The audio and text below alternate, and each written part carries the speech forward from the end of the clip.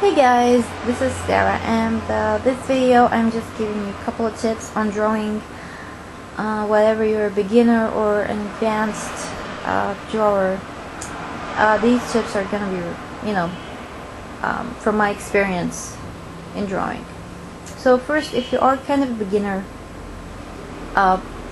work on a still image. Just learn one position. For example, standing up. Just work on the same position for both male and female. This will help you to understand or get a general idea on how the male and the female body looks like. I won't say you'll be super precise and know every little itty bitty detail, but still you're going to have a good idea on the differences between both bodies.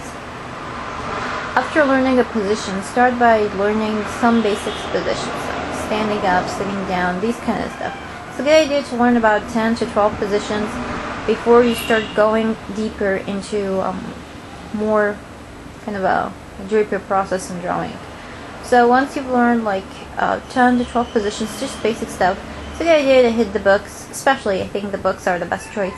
Or go to the internet, maybe search YouTube or Google to learn more about the human anatomy, and just to get more to know how the body works. And once you understand the human anatomy, of course you'll be introduced to the stick figure. The stick figure will help you to learn the rest of the positions, like fighting poses and other kind of positions that you want to draw if you're doing, for example, a fighting comic or manga. After you've understood the stick figure, it's a good idea also to start to imagine the body in 3D space. Or, what you do after you understand the basics of how the stick figure works, it's a good idea to add blocks, or actually it will be cubes and cuboids, to kind of create a 3D block body, I guess. Imagine the human body as blocks and cubes, and that would really help you in a lot of ways on how you draw the human body. Also, you need to understand something else, the perspective. You need to understand the bird's eye view and the worm's eye view. The bird's eye view, for example, if you are standing in a really high building and looking at someone like 2 floors below you, you'd see that the head is bigger than the feet. That's the bird's eye view. The worm's eye view, is when you are standing down and your friend is kind of like, for example, imagine your friend standing on a glass floor and you're looking up. It seems that his feet will be bigger than his head. That's the worm's eye view. So you need to understand these perspectives. The 2D perspective and the 2-point and the 3-point perspective. That's also something that you need to understand, because and when you're drawing a manga, you're always going to get in that position where someone is looking up, for example, at the sky, so his head seems to be bigger than the rest of his body, or whatever position you're drawing. You're going to go through this process of the perspective.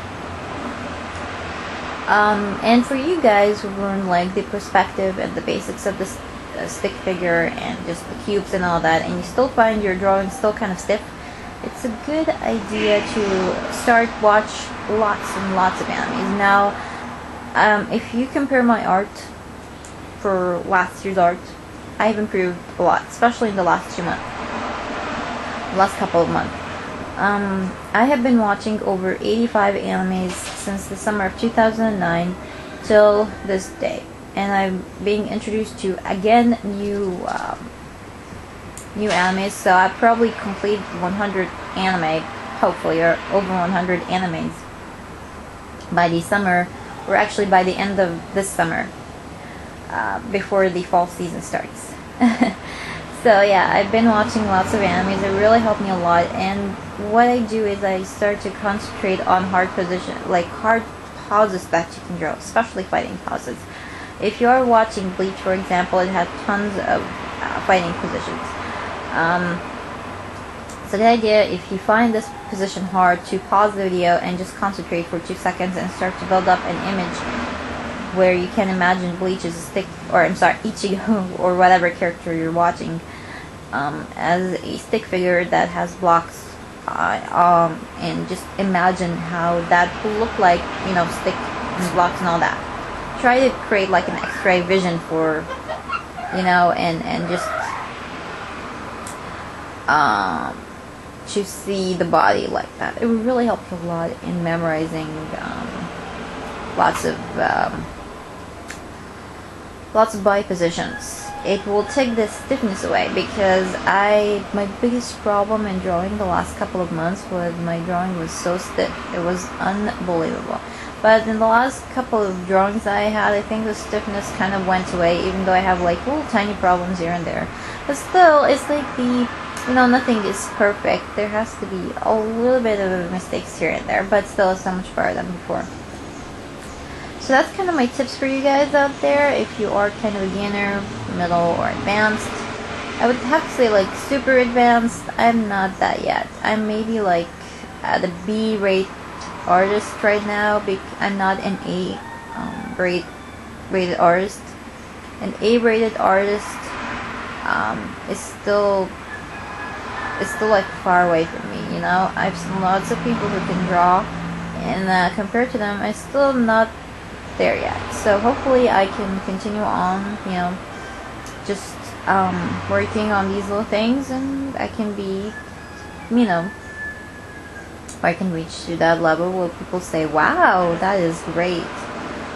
Like the late Anthony. Yeah, he was an A++ artist. Anyways, you guys, just work on your drawings. Don't give up. Drawing is a process of time, and it will take a lot of time, trust me. If you ask anyone who draws, you know, like any role model, and you have on YouTube, there are tons lately that you can see a lot of inspiring artists, and I'm really glad that I met them. They all will tell you that they didn't have it like over a day and night.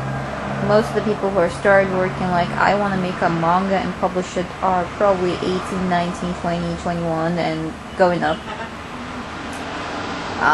You know, at that range. So they all will tell you, yes, I started almost 12, 13, and I've been drawing for a couple of years, and I think maybe like 5 or 6 years of drawing, I have good enough skills to make a published manga. So it takes about 5 to 6 years until, if you want to like publish a good work or anything. But for now, just do it for fun. You don't have to like say like, I want to publish a manga or a comic or whatever, so you're gonna kill yourself while doing it. Drawing too much could injure your hand, and let me tell you something. If you injured your hand, because people don't understand this, if you injured your hand, first you can get treated by cortisone, which would cause to the decreasing of immunity, which could lead to diseases such as diabetes. And it could even go worse, and you could end up doing surgery in your hand, and going to physical therapy, and you might not be able to use your hand anymore. That's why I'm advising everyone out there to not overdo it. Don't draw a lot of hours, 20, 30 minutes at a time, then take a break, and then continue back drawing again. You don't want to go into surgeries, you don't want to use cortisone, you just don't want to go to all of these troubles. Trust me, I know, I have an hand injury and it really sucks. Thank God I haven't got to the point where I'm using cortisone. But I'm just telling you this. Guys, again, please don't overwork your hands, so you won't harm it. And yeah. So this is kind of my drawing tips for this video. I hope that kind of helped you a little bit. Till I got to this level, I've been like drawing for 9 years. So yeah, it takes some time. Takes a real long time. Some people kind of get it earlier than I. But yeah, it's really up to everyone and how fast it picks up. And that's my video for this. And I will see you in another video later.